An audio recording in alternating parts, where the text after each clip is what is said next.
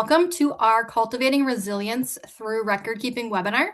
I am Renee Gress, the program coordinator with FARRMS, and I will be facilitating tonight's session. We have a great session planned tonight focusing on the essentials of farm record keeping and financial planning. You'll learn why good records matter, how to keep them organized, where to find helpful tools, and how planning supports long-term farm sustainability, and how to build budgets for organic operations. Tonight, we will hear from Mallory Krieger from the Organic Agronomy Training Service, Jayden Mikkonen of Mikkonen Organics, and Glenn Philbrick of Hiddendale Farms. This program is supported through the United States Department of Agriculture Transition to Organic Partnership Program, also known as TOPP. TOPP is a program of the USDA Organic Transition Initiative and is administrated. And I guess there's a chopstick in it.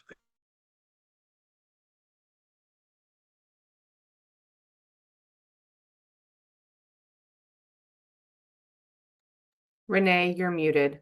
We don't hear you anymore. Thank you. Okay. Can you hear me now? All right. So TOPP is a USDA program under the AMS service. I'm guessing that's probably what I missed. So first up, we have Mallory Krieger, the National Program Director for Oats. Mallory oversees the organization's strategic plan and day-to-day operations, backed by years of experience creating resources for organic and regenerative farmers. She is a strong advocate for agriculture and brings practice on the ground insights as an owner of a farm in Western Illinois. Mallory, I will turn it over to you to discuss the nuts and bolts of record keeping this evening. Great. Thanks so much, Renee. It's a privilege to be with all of you today. As Renee said, I am the National Program Director with OATS, the Organic Agronomy Training Service, and our mission is to train people who work with farmers in an advisory capacity. So we work with extension agents, NRCS staff, certified crop advisors, nonprofit education staff, really anybody who serves in an advisory role with farmers. My personal background is as a fruit and vegetable farmer for 5 years. I ran a CSA and farmers market operation in Western Illinois for 5 years before transitioning my career into the nonprofit sector. And I still have the 85-acre farm, but we now have shifted to forage crops. We provide hay to local cattlemen in our area. I also have experience as an organic inspector, and so my presentation today is going to be talking about record keeping from two lenses. First is the records that are required to be certified organic, and then how those records support general farm decision making and business analysis and other activities that farms need to focus on with their record keeping. So I'm going to share my screen, so bear with me for just a moment while I get the slides pulled up in a way that will look pretty for all of you.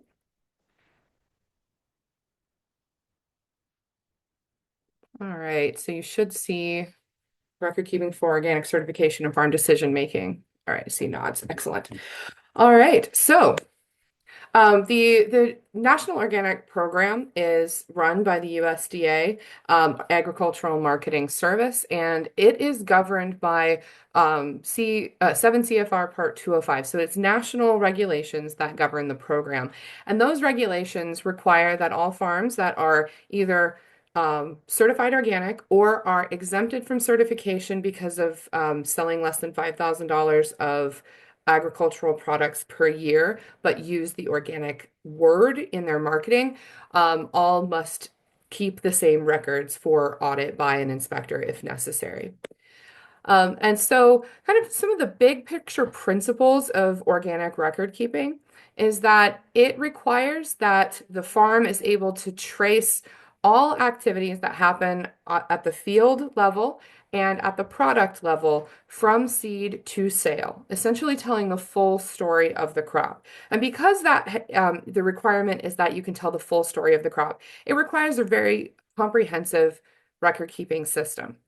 The NOP, or National Organic Program, does not dictate how those records must be kept, only that they are accurate, complete, and auditable. Records for organic certification must link one step forward and one step back, meaning that you know where you sourced your inputs, your seed, or any of the ingredients for any organic products that you're creating, and one step forward, meaning where you sold your organic products to. Another rule of thumb with organic record keeping is that if it isn't recorded, it didn't happen. And so records are very important for maintaining the integrity of the organic supply chain. So the types of records that are required for organic, but are also incredibly useful for all farms, and I highly encourage all farms, even if they have no aspirations to be organic, to keep these records, include a 3-year field history. The field history details what was grown in each field and verifies the organic eligibility of each field prior to certification if someone is transitioning into organic. So that 3-year field history tells the story of everything that happened to that parcel of land. What crops were grown, what seeds were sown, what was the source of the seeds, the variety, the seeding rate, were there any seed treatments or coatings on the seeds, what cultivation activities, pre-planting, bed prep, was there plastic mulch put down, was there row cover put down, irrigation timing and rates, any fertilizer practices, anything that happens in that field must be recorded in the 3-year field history. That document is incredibly helpful for all farms because that document can provide the information needed to plan crop rotation going forward. What happened on that field? Did we see any pest and disease issues? Do we want to tweak the crop rotation going forward? You have a very robust history to work with. It also includes harvest records and yield records, and so those will help to determine what crops are doing well in the rotation. Did the fertilizer practices or weed management practices or pest management practices prove effective by analyzing the harvest data alongside the 3-year field history? In addition to the log of activities that happen by field, organic farms are also required to keep a log of all of the inputs that they use on their farm. So anything that is applied to soil or plants, including how much was used, when it was applied, and where. Inputs also include anything that happens to that crop after harvest. So if there are any sanitizers or cleansers that are used on the crop itself, on the harvest buckets, on the tools, on any post-harvest handling surfaces, anything that comes in contact with the crop. And keeping a list of all of those materials is required under the organic regulations. Some additional examples of inputs that oftentimes are not thought of as inputs: seeds themselves, any treatments or coatings that are on the seeds, transplants, the potting mix that the transplants are grown in, pest control materials, fertilizers, compost, inoculants, anything that is material that is used in the production of that crop is considered an input. The organic records that are required also include field operation records. So within that 3-year field history, we have the field operation that would be represented over time in the 3-year field history. So we already went over those. Product movement records are also required to be kept. So tracking the crop from harvest to buyer. So as you're harvesting that lettuce or pulling those carrots, how much was harvested from the field, recording where it was stored, the location, the quantity, lot numbers, bin numbers, and then where was it sold? How did it get there? So the transportation records, the sales settlement sheets, invoices, receipts or contracts, records of the transfer of that product from you to the buyer. Logistics records are also important. We need to see bills of lading if you used a transport company, clean out records if you used a custom transport company and you weren't shipping your product in a contamination-proof bin, and clean trailer affidavits, weight tickets if you are selling any product by weight. Let's say you're growing some small grains and you have a grain truck come and pick them up. if they are selling by weight, you would need the scale tickets as well. And finally, very specific to organic is the risk of contamination and commingling. Records that show how you are mitigating risk for contamination and commingling. To maintain the integrity of the organic supply chain, all organic products must be grown free of prohibited inputs. And so we must demonstrate as organic farmers that we are protecting our crop from contamination. The main risk of contamination that is harder to control is drift from non-organic production fields. And so records showing where you keep buffer zones and how you have those set up to protect the crop from unintended drift. But then also, if you are operating a mixed use farm or a parallel production farm where you have organic and non-organic being produced, which is absolutely allowed in the organic regulations, you just have to maintain separation between the organic and non-organic product to ensure that they are not getting mixed up with each other, which is commingling, or that inputs that are intended for the non-organic crop are not inadvertently used on the organic crop, and that would be contamination. So the key pieces of information that every good record-keeping system needs to capture is what happened, where it happened, when it happened, and how much of it happened. So that could be harvest. Where did you harvest? What did you harvest? When did you do it? And how much? Or it could be planting. Where did you plant it? When did you plant it? What did you plant? And at what seeding rate? Or it could even be financial. What did you sell? When did you sell it? Where did you sell it? And how much did you sell it for? Those are the 4 key pieces of information that should be collected for all records in your system. So the organic inspection is an excellent test of a record-keeping system. And if you are not certified organic, but are desiring to become certified organic, or if you just want to have a test of your record-keeping system, organic inspectors, many of them are willing to come out to your farm for a fee and do a mock inspection to test your record-keeping system. And they are incredibly knowledgeable about all different ways that organic record-keeping systems can be set up, and would be an excellent source of one-on-one feedback for how robust your system is and whether there are any gaps in your system that you would want to address. So at an inspection, the organic inspector does 2 tests of the record-keeping system. This is in addition to doing a field tour and a facility tour and actually looking at the crops that are in storage and things like that. But once they sit down to look at the records, they do 2 tests. The first is called the mass balance. That mass balance looks at a single crop for one single year. So let's say carrots on a vegetable farm. They would look at all of the carrots that were in storage at the beginning of the time period that they're looking at. And then they would look at how much was purchased on the farm, or I'm sorry, how much was produced on the farm, whether any additional carrots were purchased and then mixed with the farm's harvest, and then how much was sold or how much was disposed of, used, and lost. And then they add all of the beginning inventory, production, and purchase records together, and then subtract anything that left the farm through sales or shrink and loss. And that gets the ending inventory. And then they physically inspect, is the ending inventory correct? It says that there should be 12 totes of carrots on the farm. Are there 12 totes of carrots in the cooler? And that mass balance is a test of the records for planting, harvest, and sale. It's really good practice on any organic farm to keep track of any loss or shrink that you have, because loss or shrink is lost revenue opportunity, and it gives you really great information about missing revenue potential.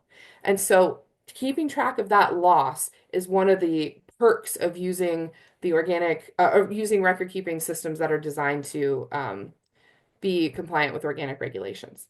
The other test that an inspector does is called the traceback audit. The traceback audit, instead of looking at a crop, it looks at a single field. And so it looks at everything that happened in that field for a 12-month period. And it's looking at the field history, it's looking at the production records, it's looking at sales records for what was harvested, what was stored for that entire field. And it is a test of the robustness of the production records. The first inspection is a really good test of a record keeping system, showing the areas where you could improve your records. So as I said, even if you're not intending to become certified organic, having a record keeping system that is robust on your farm is very helpful with making management decisions for the farm.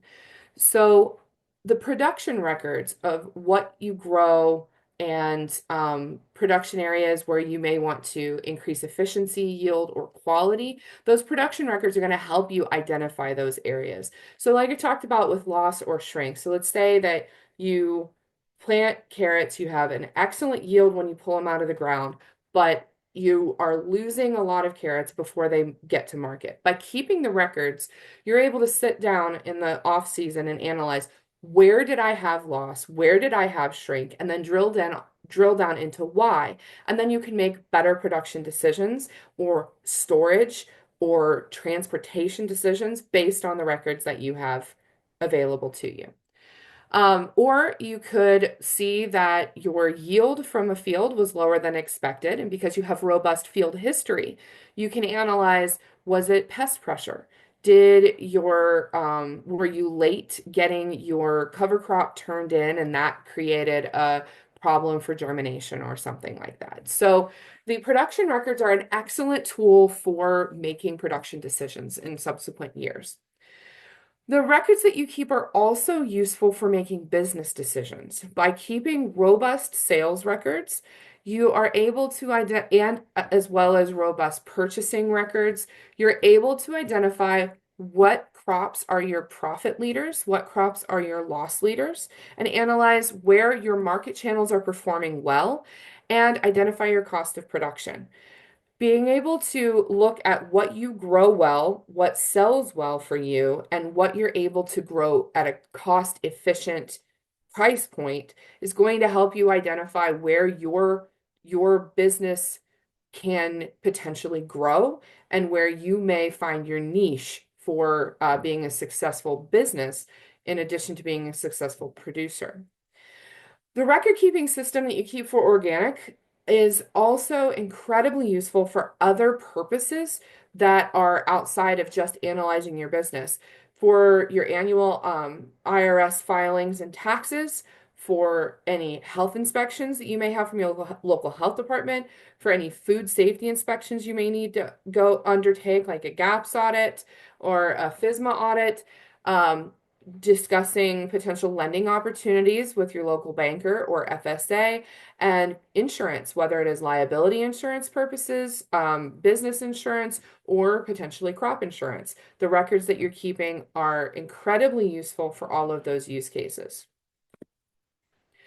One of the records that is oftentimes the most overlooked, but can be the most impactful to business decision making, is labor records. So your records, labor is often the biggest and most variable expense for diversified vegetable producers and small farmers. It is also a critical factor for determining profitability, and it is one of the hardest to track. And this graph that you see on the screen is borrowed from a presentation by John Hendrickson, where he demonstrated, and he's with University of Wisconsin-Madison, and he demonstrated that the hired labor as well as owner or grower labor oftentimes accounts for 60+% of the expenses for a particular operation. The production and marketing and supply and tool expenses account for that other roughly 40%. That 60% is a huge chunk, and if it goes unexamined, can easily be the difference between a profitable operation and an operation that is struggling financially. So what are some tools that you can use to set up your record keeping system? For activity tracking, you can go from highly fine-tuned web applications like Cog Pro or other farm record keeping specific systems, but you can also be as simple as taking photos. Photos as an organic inspector was one of the number one ways that I saw farms keep track of the active records during the season. There's two seasons of record keeping. There are the active records that you need to keep when you are in the thick of production, and then there are the off-season records that are things that can wait, things that get put in the shoebox or put in the filing cabinet, and then you sit down in the winter and you collate them together. The active records are ones like when you are in the field, what are you planting on this day? If you're harvesting, what are you harvesting right now? When did you start? When did you stop? What was the yield? All of that. Photos are an excellent way to keep track of that because they show what was being done. They, with our smartphone technology now, if you have geo tagging on, they can be geolocated so they can help you identify what field you did those activities in. You can also they're time stamped. And if you're doing, say, a harvest record, you can take a picture of the field before, and then you can take a picture of the haul all packaged up after, and you have a start time and a stop time for tracking labor and tracking time. Another way that I see a lot of farms make notes for themselves is with voice memos. So on their smartphone, open up the voice recorder and speak into it what's going on, and then they have that to be able to put in their logs later. That's turned an active record into one that can be dealt with when you have time in the off season to get things cleaned up. Something that I have not seen a lot of farms use, but that I personally love is time tracking apps. So when we're talking about tracking labor, time tracking apps like harvestapp.com are fantastic for being able to log your time as well as logging hired labor time because you can break up things by project and by task. So if the project is the project could be a particular crop that you're growing, and the task could be the different production activities. And they can go into the Harvest app and just say what they did and what time. You can set timers, or they can log the time that they spent on a previous day, and it generates really excellent reports. So Harvest app is just one of the many options for time tracking, but time tracking apps are fantastic for tracking labor expense. Notebooks, lovely analog system like notebooks. I have seen some absolutely elegant notebooks from producers that I have inspected. Notebooks tend to end up being a chronological log of what happened. So when it comes to analyzing your fields and your production afterward, can be a little challenging, but the data is there, so you can analyze it afterward. Calendars are also excellent, whether they are digital or whether they are hanging on the wall, just writing down at the end of the day what you did, how long it took you, all of the what, when, where, how much on the calendar, and it's laid out in a lovely grid. Fantastic option. Another thing that I've seen a lot of farms do that I personally love and have incorporated into my consulting business is the use of web forms. So I'll show you an example of a web form on a slide in a moment, but web forms are free. There are a number of different form platforms like Google Forms where you can create a form that asks yourself or asks your team members the questions that you need to log for each field and for each activity, and then it automatically logs it in a spreadsheet. All they have to do is go to the link for that form, answer the questions, and boom, it's done. Incredibly efficient record keeping for data collection purposes. And then on the finances side, there are a number of free or low cost options for keeping track of farm finances. QuickBooks is neither free nor low cost, but it is high powered. It can do inventory management. YNAB stands for You Need a Budget. It is one that is intended for family budgeting, but if you're needing to do budgeting, it has unlimited number of budgets that you can create. And so it's a really good low cost budgeting app. These are just suggestions. There are many other options out there. And then profitability. Profitability analysis is one of the things that I struggled with most when I was growing, because when I was growing 46 different varieties of crops and I was trying to analyze across all of those with my time, my allocating overhead to each of them, allocating how much land was used and the opportunity cost of that land, it became overwhelming. And then I found Veggie Compass, which is a Excel spreadsheet tool that is put out by University of Wisconsin-Madison.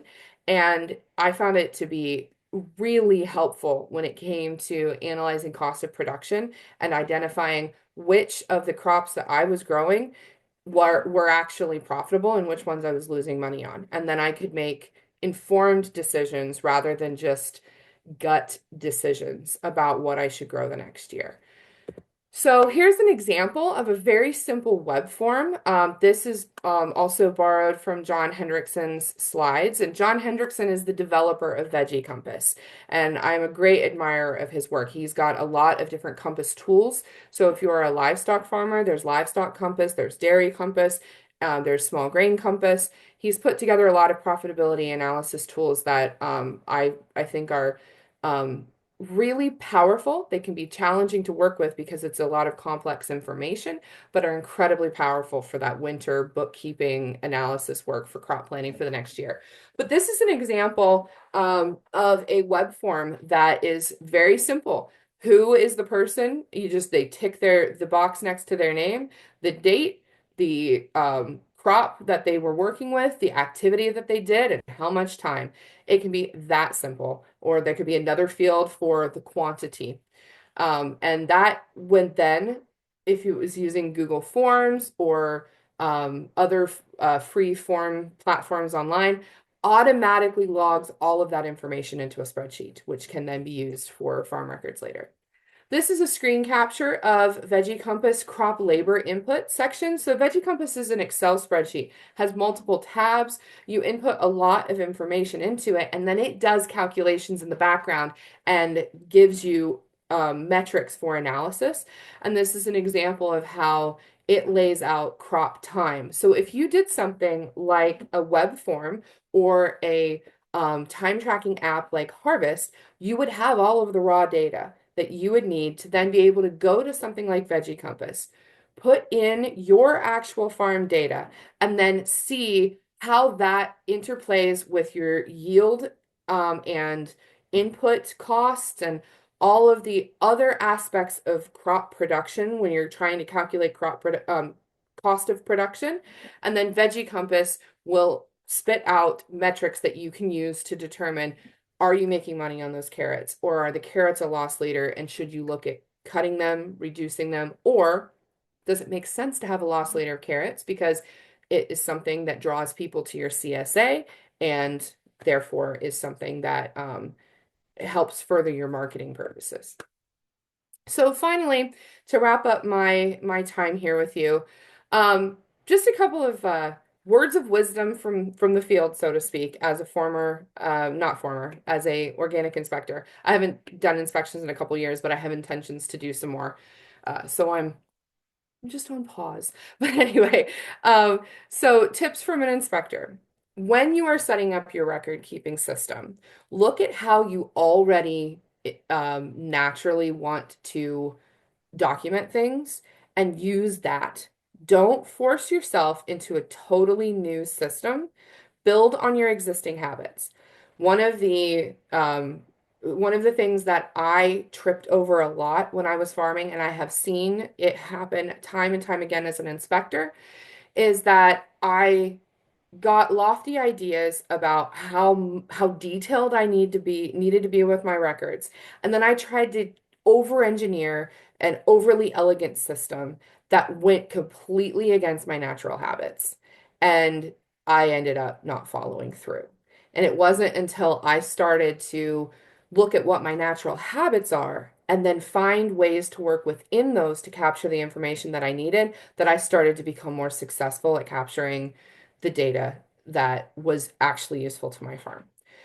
I also suggest that if you are the primary decision maker on the farm, that you have someone who is assigned to herding the record-keeping cats. Have a farm partner, a life partner, a friend, an employee, someone who is clearly given the task of being the record-keeping nag. The person who says, did you fill out the web form today? Did you file the sales receipts today? Did you capture that information that you needed to capture today? To keep you accountable and to keep that data collection going when it's August and it is 98 degrees outside and you just worked a 16-hour day. I also advise start simple and keep it simple with the way that you collect your records. Simple is going to save you a lot of headache. Don't over-engineer what doesn't need over-engineered. Also, be proactive. Make sure that you are collecting records as the data is being generated. So when you are taking the carrots out of the field, you're writing down the date and how much you took out of the field. If you try to remember it or hope that you're going to remember it and come back to it a few months later, you're not going to be able to capture everything that you needed to capture. So be proactive and do it in the moment. And then finally, just specifically speaking as an organic inspector, consider storing your records in the cloud, something like Google Drive, Dropbox, etc. Because for an organic inspector, it's really helpful if we can look at your records before we get on site. If you are not getting an organic inspection, then keeping it in the cloud is not as important for this purpose. But it can be really useful when it comes to being able to collaborate on your records with your lender or with your crop insurance adjuster or with other members on your team. So being able to access them outside of the farm office can be really helpful. And that is my time. Thank you all so much, and I'm happy to answer any questions. And I hope that the information that I presented was useful for you.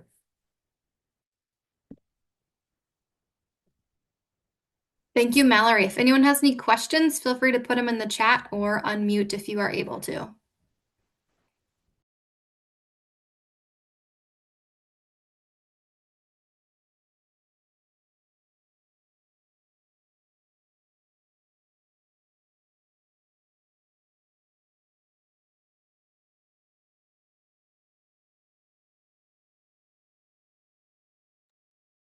I know you're recording. Will you have a link for the recorded meeting available after the Zoom? Yes, more than likely it'll be tomorrow or the next day. I'll send out the recording. Yeah, that's fine. I just wanted to make sure. Okay.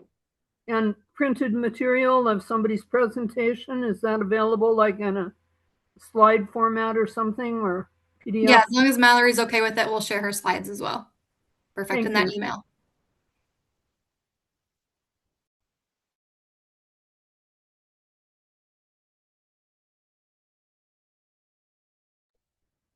All right. Well, if no one has any questions, we will continue moving on this evening. Thank you, Mallory, for your insights and tips, especially the record keeping herding the cats. I like that one. I know sometimes it's challenging to remember to, log the things when you're busy and have 1,000 things to do. So having that reminder person or having that reminder is always important for something we sometimes don't always want to do. So thank you again for joining us this evening. All right, next up we have Jayden Mikkonen, and he is an organic farmer from Northeast South Dakota whose family farm has been certified organic since 1989. After helping manage his father and uncle's operation, Jayden began farming his own acres for focusing on a diverse operation. So, Jayden, I will turn it over to you if you want to share a bit about your background and how you got started in farming. Thank you, Renee. Yeah, you actually took most of my background off of my screen, actually, even. So you did a pretty good job. I had kind of noted. I grew up on an organic farm in Frederick, South Dakota, that has been certified organic with OCIA since 1989, and had been managing those acres for probably 5 to 10 years, when my dad and uncle kind of looked towards stepping away. So I have been managing a portion of those acres under my own operation, under my own name since 22 or 23, something around that, and have been running my own farmer operation solely since then. Yeah, I guess that's kind of a big background to what goes on at my farm, I think, for the most part. So,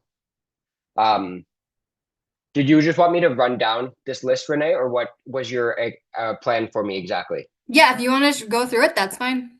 Works for me. I can do that. For those that aren't aware, I was kind of given a prompt from Renee to speak a little bit here, so I'm just I think probably gonna be easiest for everybody if I kind of just run down what she asked of me and kind of relay that onto you. So the question was, what inspires me to keep going during challenging times in farming, which I think we are kind of in the midst of right now with struggles in pricing and limited markets and just not a ton of growth, or it doesn't feel like there's a lot of growth in organic markets generally. And I think that's really true. But I think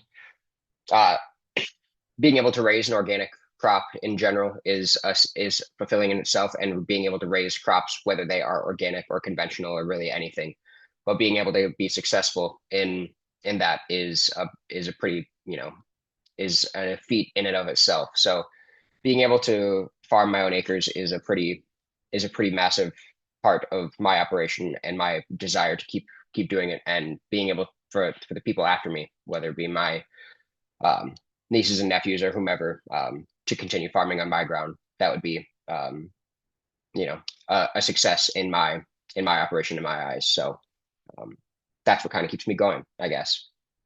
The main focus of what I was brought here for is the focus on record keeping, as you can imagine. And Mallory kind of hit a lot of unsurprisingly very good points, especially as an organic inspector. It is pretty much a lot of what you'll talk about during inspections is who have you talked to, what operations have you done, what have you applied, in what order, where has what happened, essentially, which is exactly what your record should show.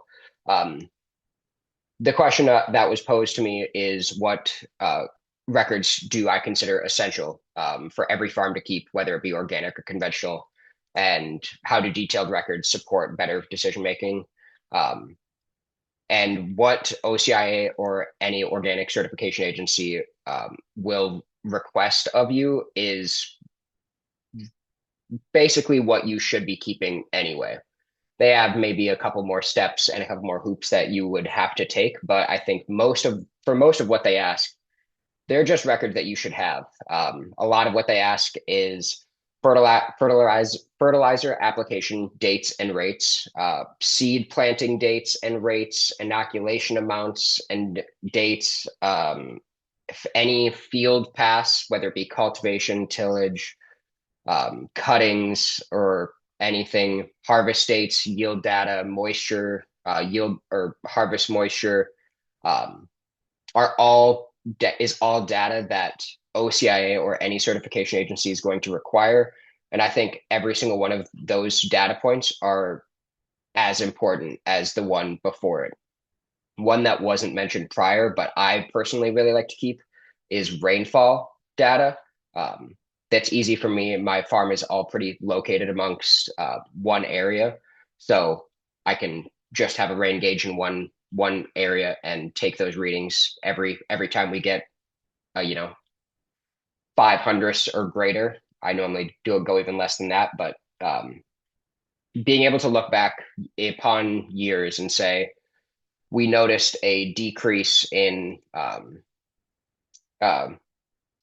protein or weight per bushel, or kind of any any trackable data going back to be able to say, okay, well, we fertilized at 250 pounds an acre, but we didn't get any rain from, January or July 25th until August 30th, when we should be doing the majority of our filling. And that's going to be a pretty big detriment to all of your, to a lot of your, your protein and your weight. And if you can go back and say, well, why didn't we make this grade? And you can just go look and see, well, was it fertilizer? No, it seemed like we had adequate fertilizer in a good time, and it wasn't, being washed away by rain in May or April.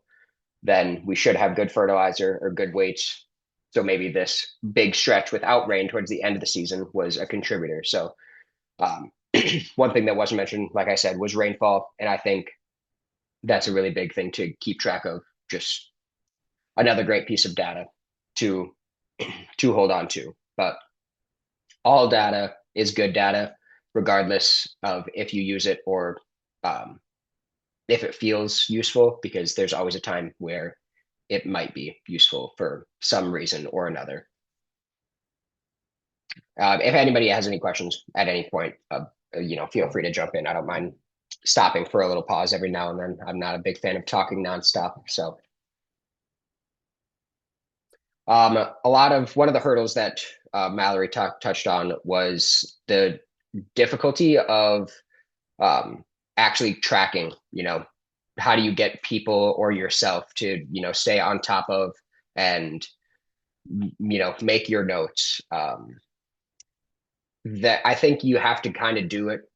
You really have to stay on top of it as however you can. Having somebody whose dedicated job is just to send out a text or send a reminder to tell you what operation was done. If you have multiple employees, this wasn't mentioned, but my recommendation is have a format that is just the field name and the operation done, and then just send a text that's what is done by that employee. Because if you could just go on to your iPhone or whatever phone and just search for your field 10B and say, here's the operations that Matthew did on 10B in July, you could just search by whatever operation, whatever person did, and just go back and look and take all those. I farm mostly by myself, so I'm able to just keep my records by myself, and that has worked well for me. But I think if you have a notepad or a phone or voice notes, like she had mentioned, those are all really good operation or tools to use. But if you have a lot of people and getting people to actually do what they're record what they're doing, and that has been a constant struggle, I would highly recommend just getting a standard text format of this is the date, this is the field, and this is the operation. That's going to make your life quite a bit easier. I think that's all I have really on methods of record keeping. But I think one more thing actually, notebooks in tractors are going to be just put a new notebook, a little 3x5 notebook in every tractor at the beginning of the year. And if your people aren't good at sending out text, maybe they're good at writing stuff down, work with the people you have and find out what works best for everybody. And at the end of the year, just pull out those notebooks and spend a day or a couple hours realistically compiling all of those dates and those field actions, and that'll make your life easier come next year when you're looking back. The next question I have here is, what systems or routines have you put in place to keep track of important information in the field? Mallory actually touched on this again, and that is sheets or Google Forms or any forms in general. I personally use Google Sheets for all of my data tracking in every facet of the farm. I have a new Google Sheet or a new workbook for every crop year. So for 2026, I have my crop year plan with 7 or 8 different tabs. Maybe it's even more than that. One for an entire oversight over the entire operation that has my fertilizer costs and plans, my seeding rates, and different suppliers who I'm getting my seed and fertilizer from, so I can compare costs on how much is the oat seed from this supplier versus this supplier at the same rate. And I can easily just plug those numbers in to every field to see how much that's going to cost. I also have an expenses section, an income section, a rainfall section for every year's rain. And then I have a different sheet for every field. So for one field, I'll have the date, the piece of equipment I use, the tractor I used, the fuel that tractor uses, the seeding rate or the fertilizer rate, and how much that piece of equipment costs me for rent or actually only rent. I don't keep track of maintenance costs for the most part per equipment, but pretty much everything that could cost me money on that field is equipment wise or labor wise is going to be tracked on that field. And then it'll self-populate back to my first page. So if I get a tillage pass, that amount will reflect in my first page to say that tillage pass costs you $1,000 in equipment rent. There's your equipment rent for that field. So that is a lot of like pretty in-depth Google Sheet working, which I would, certainly you don't have to go that in depth, but ChatGPT has been a pretty good friend of mine here recently, making really deep and extensive formulas to populate across different pages. So everything I want to input is just easy. And while it looks extremely complicated, it actually populates itself pretty well if I just put stuff in the right category. I don't know if I have the ability to share a screen, but I could share some of my forms just to kind of give an idea of what a really in-depth Google Sheet might. Here we go. Let's see if I can figure this out quick. Yeah, you should be able to, Jayden. If you just wanted to give us a quick view of that, that'd be great. Absolutely. So this is my 2026 field plan, or farm plan, essentially. It has every crop, the acres of that field, the date. Actually, this date is from last year, my planting date. And then I have the actual acres, the yield, what my actual normal yield is, what the contract price is. Every measurable data point is somewhere tracked on here. And this is my primary homepage. And then I have my seed costs, which will be for every different crop, and then other potential crops that I might grow, how much my fertilizer cost is for different products, broken down by field and then broken down by product, different seed costs I might go to, or different seed varieties for corn, for oats, and then just just a ton of different information to kind of populate across every different section. And then I think actually it'd be easiest to go to a previous year to show what I did on a field. So this field here, field 3, has a lot of different fields inside of it. We break them up. So this field is 320 acres and broken up into 3 to 6 different pieces. And each one, this field right here is the first one, 3AB, and it's separated into, I just have my actions here. So the disc, I only did 60 acres, as you can see on the first line there, because the other half of the field was wet. So I will just, make a little note in here somewhere. It cost me $1,200 to disc that field that day. And then every operation, I planted peas at this rate with this at that depth. And that's how much it cost me to use that equipment. And that's how much the total cost was. And then I just add them all up at the end of the year and write a nice, pretty check for $5,000 to whomever I owe money to.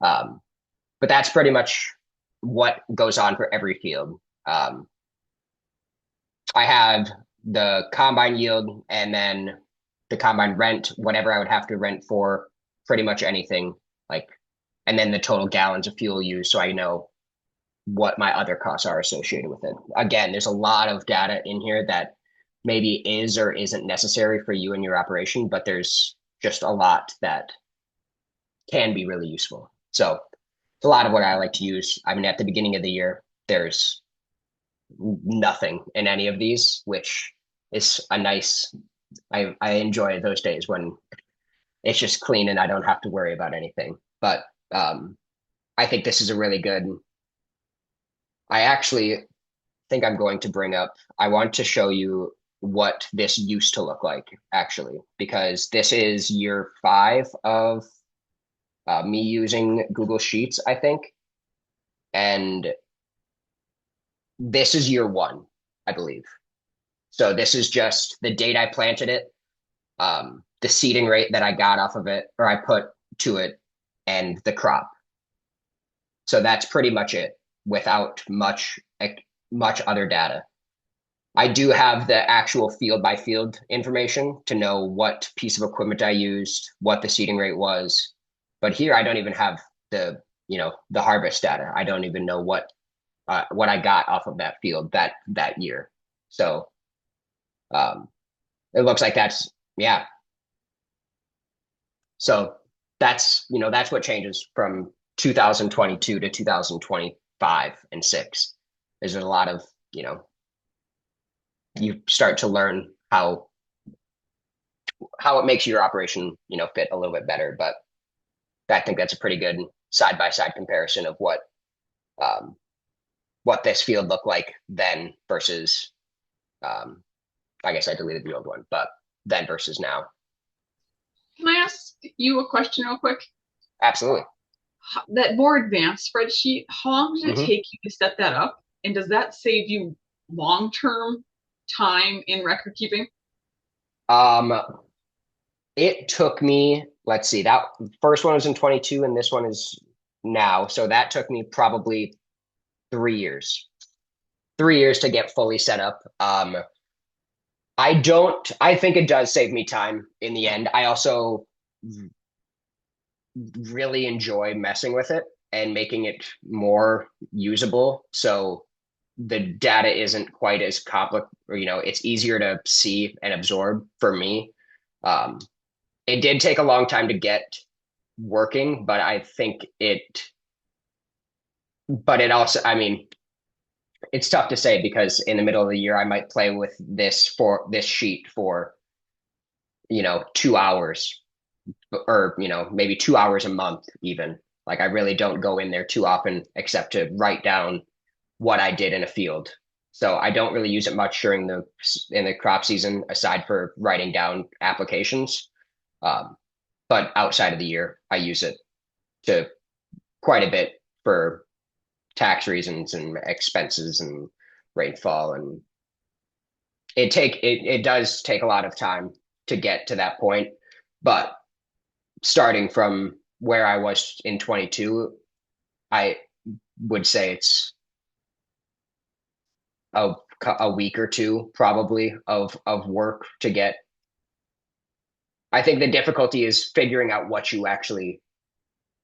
is applicable to your operation, because there's maybe information in my data set that isn't applicable to what would be for yours. So just finding out what information you want and is actually applicable to you would probably, change quite a bit, I think. Thank you. That makes sense. Yeah. Can I ask a question? You may. What do you have to say, Mother? I'm way impressed with this record keeping compared to your dad's record keeping or how we did it back in the day. But how do you use this to make decisions on the farm moving forward, and how does that help you? I'll actually just go back to the sheet and I'll share again here. So this is my 2026 field plan. And I think most importantly here, I will start with my corn seed costs in this section. I talked to a couple different suppliers and was working with 4 to 5. I think this is just 4 different pricings because I don't believe, I deleted the rest of them because these are the 4 that I was most interested in. I got yield data from the supplier to find out what their average yield on their test plots is. And then I was basically just deciding this is $100 difference from this bag to this bag. And regardless, I'm going to need the same amount of bags, whether it's, seed 1 or seed 4. But this one was $9 better per acre in yield. So it has a lot of potential to pay for itself if it, performs that much better. So this initial information, which is pretty not super extensive, was just how much is it worth to you to, get that little bit of information. A little bit more down the line, it is more year over year changes. That's mostly when I was like, year over year, how do you determine your crop plan based on the data from previous years? It depends on, it's a lot of it is by crop. So at the very end here is my net income by field, which I have broken down to pretty much almost every expense that I can incur on the farm aside from personal wages, and that's about it. Maybe trucking, I guess, to get that seed or that grain to market. I don't think that's included.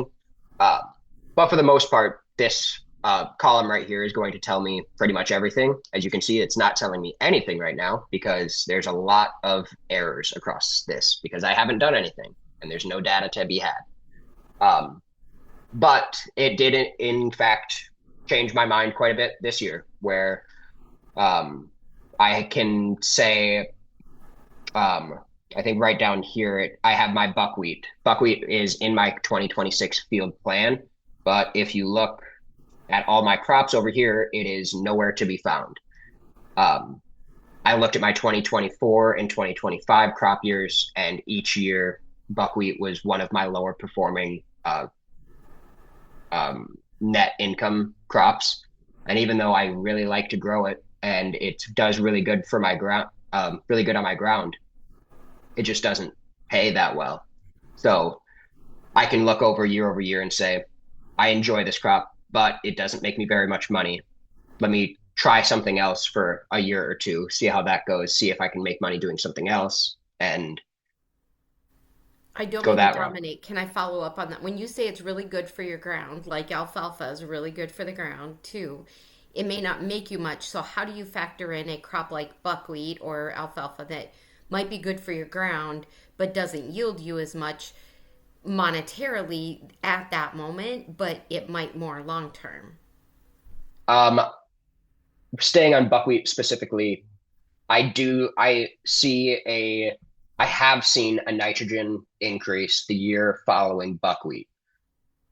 It's not a significant enough nitrogen increase to offset any fertilizer costs except for maybe 100 pounds, which is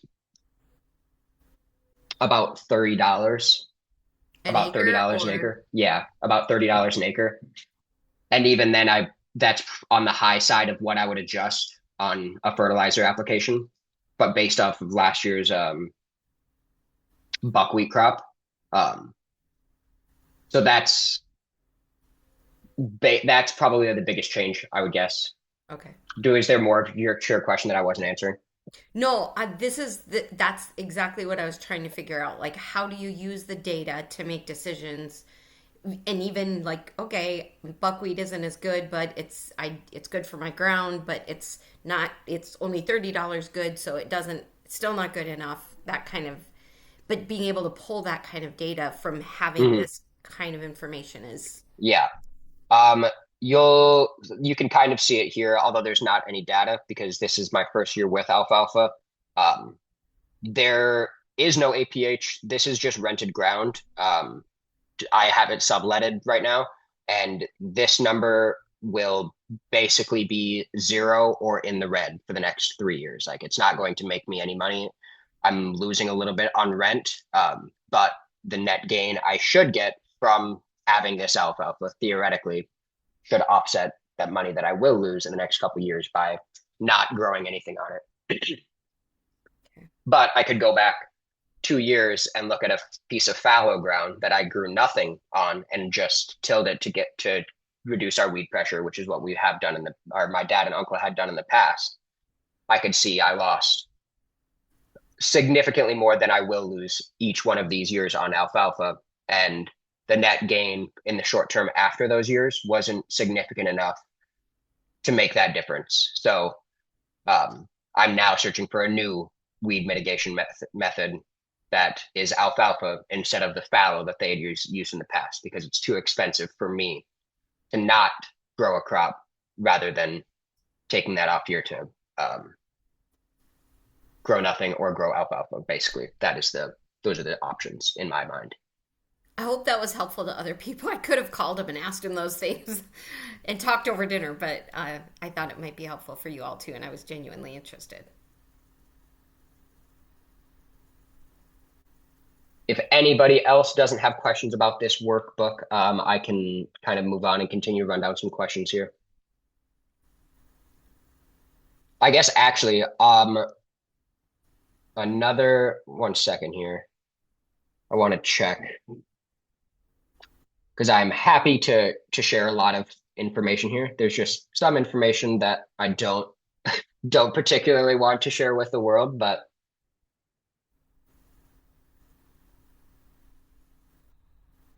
so let me just look through here a little bit, and if anybody has any questions, you can feel free to jump out here.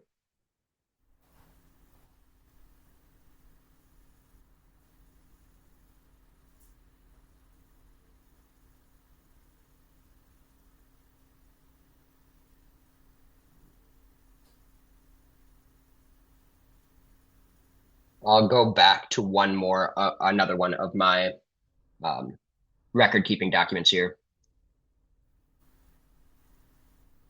This is probably my other most used document, and this is my my grain bin log. So we have every grain bin on the farm and off the farm that we have used in the past.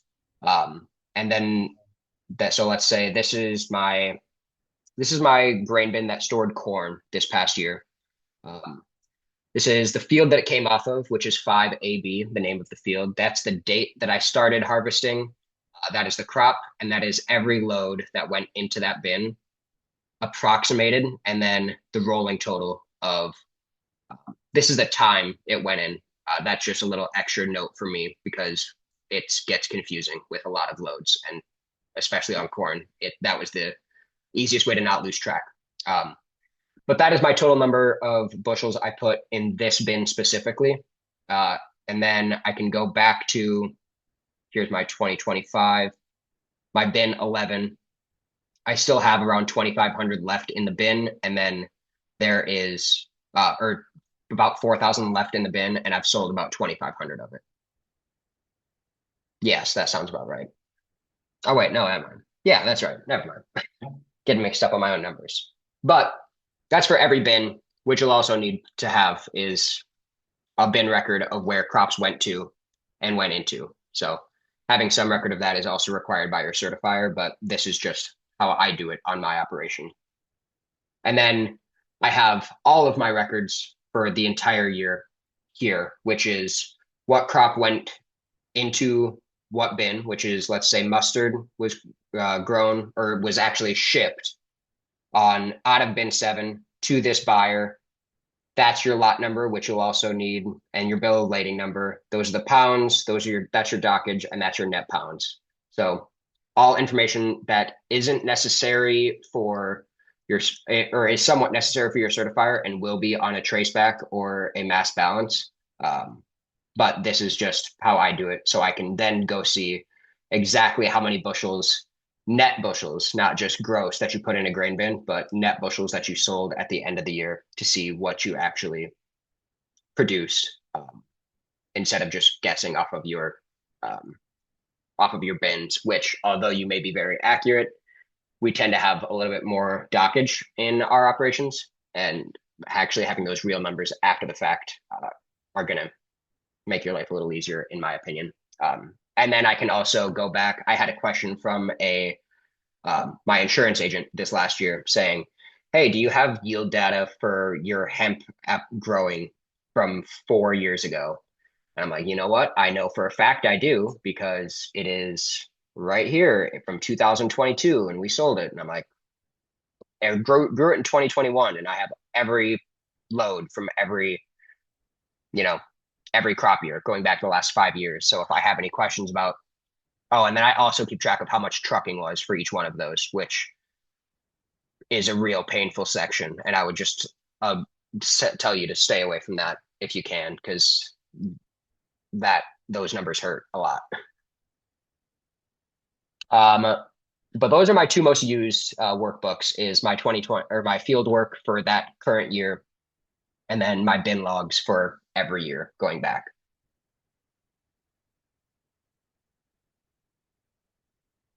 Any questions on either of those at all? So you just input the records into the Google Sheets. You don't use like the Google Forms or anything. Is that? I don't use Google Forms, correct. I don't have, it's pretty much just me farming with my dad helping periodically. So if he's doing a field operation, I just have him text me what he's doing. I mean, I can also just drive by and make a note of what he's doing, which I normally do. But in times when I'm out of town, I'm in Fargo or I'm elsewhere, and he's doing something in the field, I'll just have him text me the date and the operation and what he's doing. That way I can add it myself later.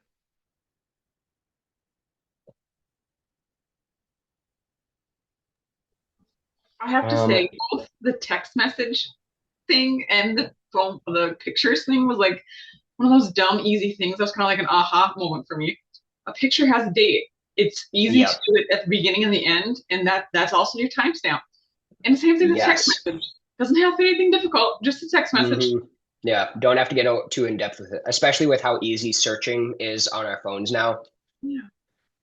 Highly recommend the text, but also I use the photos a lot too. There's a lot of different scale tickets that we have for seed usage across fields, where we'll use 5,000 pounds of seed in a field and then move to the next field, and we'll go check a picture of the scale. And we're like, okay, well, I know I use 5,000 pounds here, so there must be 6,000 pounds left for you to use over here.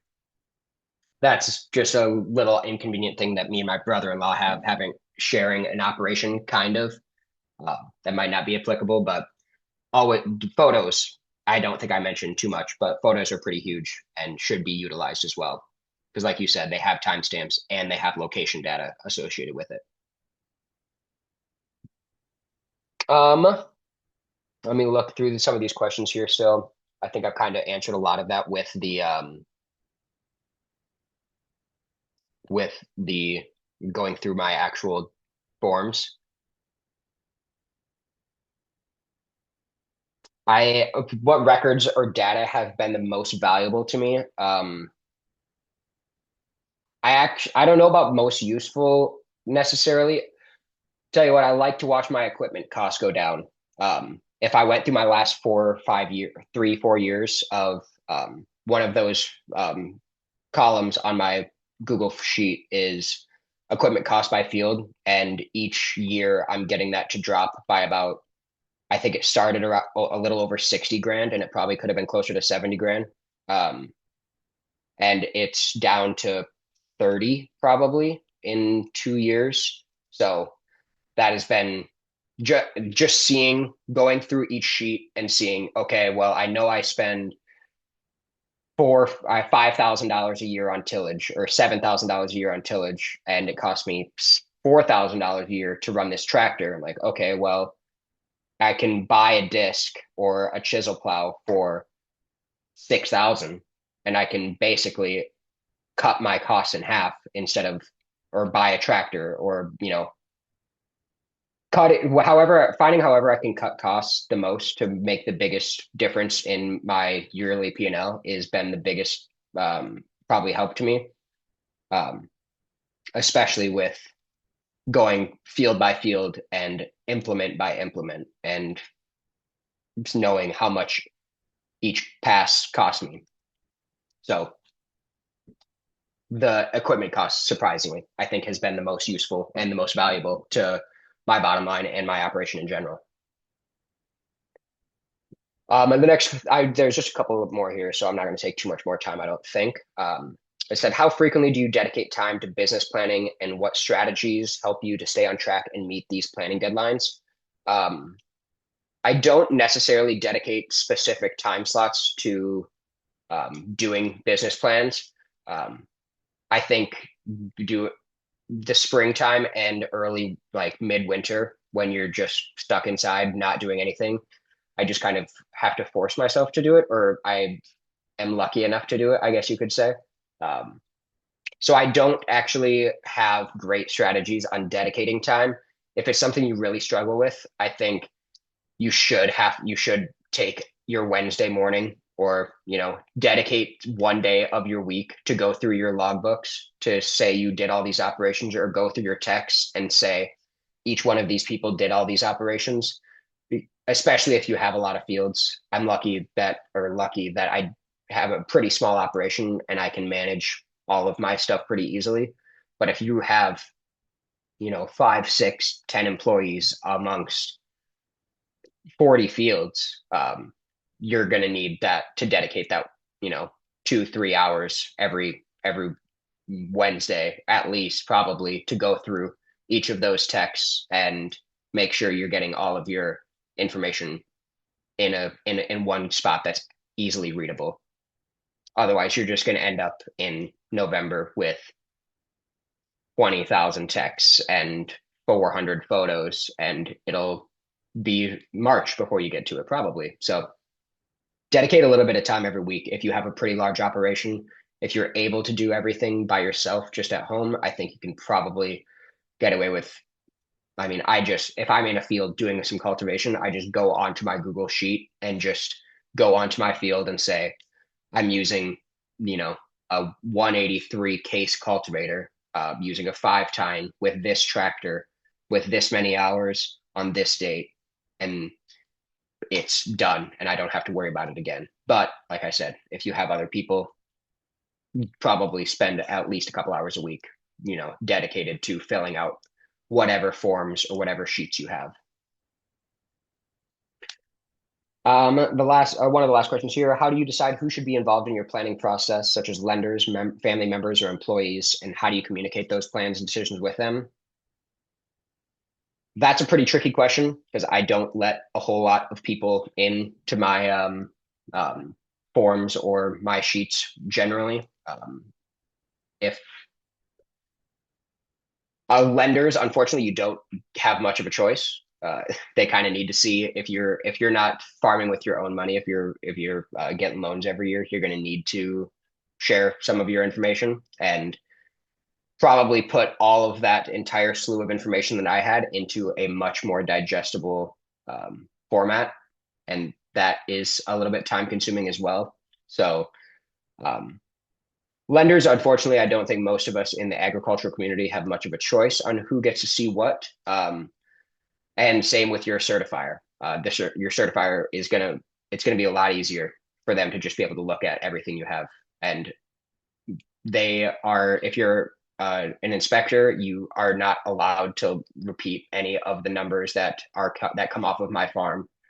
And it's just going to make their life doing the inspection a lot easier, and it's going to make your life a lot easier because you don't have to sit there and try to explain what random numbers on this random page mean, where they can just go through and look at the data themselves.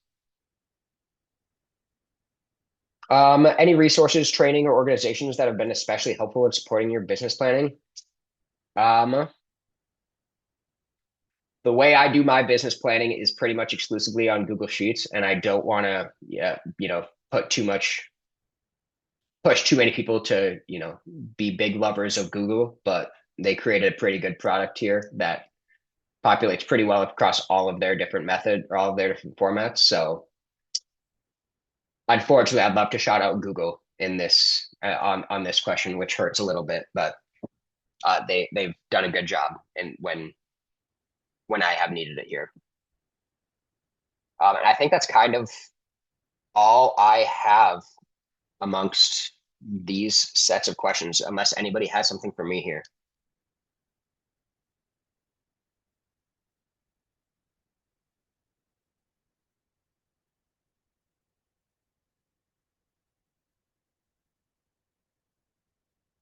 Okay.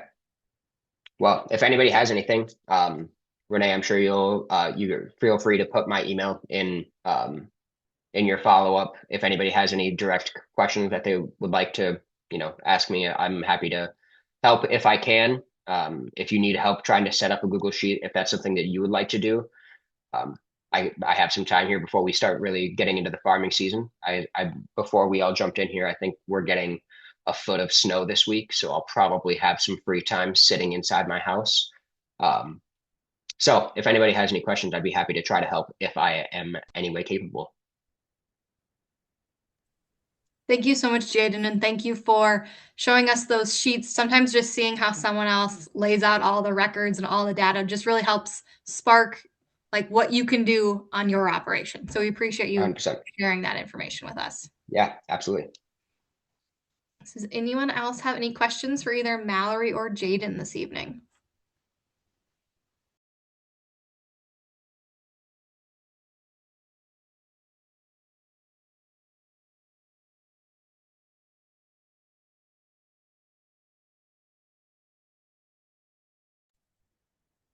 All right, well, I will wrap us up with one question for, I guess, the both of you. So one of the first steps to business planning is really identifying your values and your goals. So what tips or activities have you found useful when determining or remembering your values and goals that you hold for your farm, especially in midst of, right, the challenging times that, like you mentioned, are often happening in agriculture?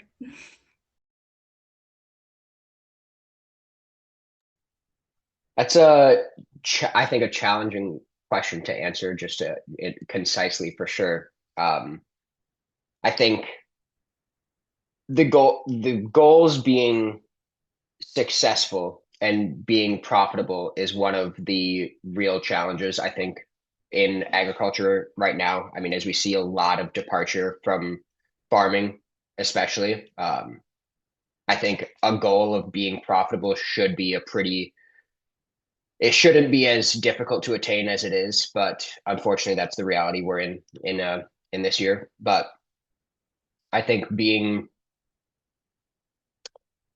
timely is pretty much all you can, like, being able to, if you're able to go year after year, using your record keeping is extremely important. And being able to say, okay, well, this crop wasn't successful, but maybe it wasn't my fault. Can I look at rainfall? Can I look at fertilizer? Can I look at planting rates? Did I have any other issues that came up that I can look back on and say, yes, this oat crop didn't work, but maybe it's not my fault. Maybe it was this 5 week period where we didn't get any rain. Maybe it was under fertilization, and you can narrow that down and say, here's how I can be better about my fertilizer or my planting rate or my timing of getting in the field. And each operation you do can be better timed out and better planned out. So everything you do is actually becomes a system instead of just a guess, which farming oftentimes is a lot of just crossing your fingers and hoping. So I think creating systems to help you be successful in the future, and repeated success is what would probably be my words of wisdom.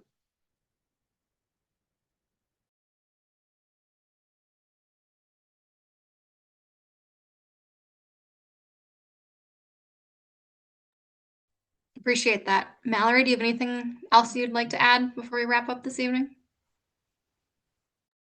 No, I think Jayden did an absolutely fantastic job. Thank you so much for being so generous with getting a peek behind the curtain with how you have your records set up. And I know as a fellow ag educator, Renee, having farmers who are willing to do that is just tremendous for everybody who comes to learn. So thank you so much for that.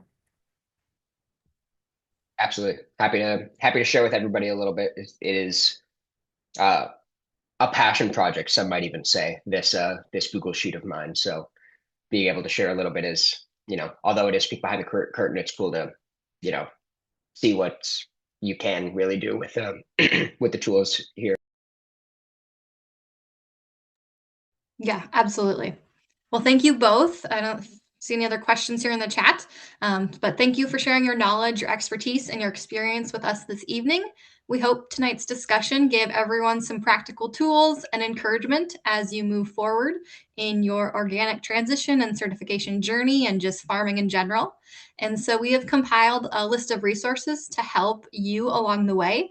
And so we will put that link in the chat. It's a Google document with a bunch of resources available to you.